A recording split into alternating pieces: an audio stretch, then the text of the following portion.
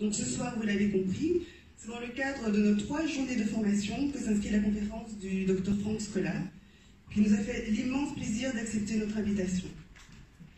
Le sujet de sa conférence vient tout à fait à propos, alors que l'on constate à Singapour ces dernières années un rajeunissement de la population française qui vient s'installer dans notre cité-État, une augmentation des couples binationaux et une demande toujours plus importante pour des cours des ateliers de français pour les enfants.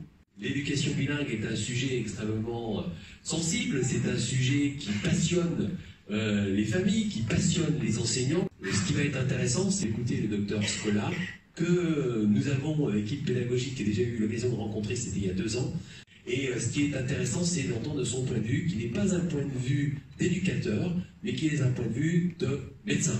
À partir des données issues de plusieurs disciplines, la pédopsychiatrie, les sciences de l'éducation, la psycholinguistique, la sociologie, les neurosciences, et de sa propre expérience en tant que médecin et enfant d'expatriés, il a pu analyser en profondeur les mécanismes et les problématiques que soulève un enseignement bilingue dès la plus petite enfance. Il mène une triple activité de recherche, de formation et de soins, comme par exemple en télémédecine, dont l'un des motifs de consultation est le bilan langagier et les apprentissages d'enfants placés en contexte migratoire, de diversité linguistique et culturelle. Il est l'auteur de « Comprendre et accompagner l'enfance bilingue » à l'intention des parents, des enseignants et des soignants. Son discours, qui repose sur des démonstrations scientifiques, est parfois alarmiste et contre-intuitif. Son travail de recherche est pragmatique et original.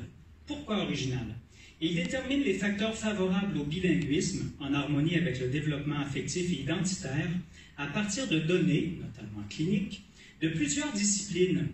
Grâce à cette approche transdisciplinaire, inutile de vous dire que sont déconstruites de nombreuses idées reçues. J'insiste ici sur les neurosciences cognitives, le plus récent domaine de recherche que le Dr Scola a considéré puisqu'elles offrent des perspectives intéressantes dans le domaine du bilinguisme. Dans les neurosciences cognitives sont étudiés les mécanismes cérébraux responsables de la cognition. Qu'est-ce que la cognition? Eh bien, c'est l'ensemble des processus mentaux qui se rapportent à l'apprentissage et qui mettent en jeu la mémoire, le langage, le raisonnement, l'apprentissage, l'intelligence, la résolution de problèmes, la prise de décision, la perception et même l'attention.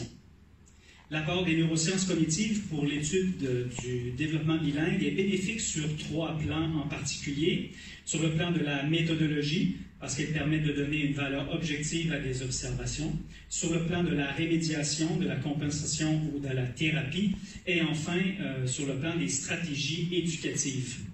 L'enfance bilingue a été étudiée dans tellement de disciplines et sous tant de prismes, avec des études qui parfois ont pu être contradictoires, que moi, l'approche que j'ai proposée, elle vous a été annoncée comme parfois contre-intuitive, elle a consisté à aborder ce sujet sous un œil réaliste et pragmatique.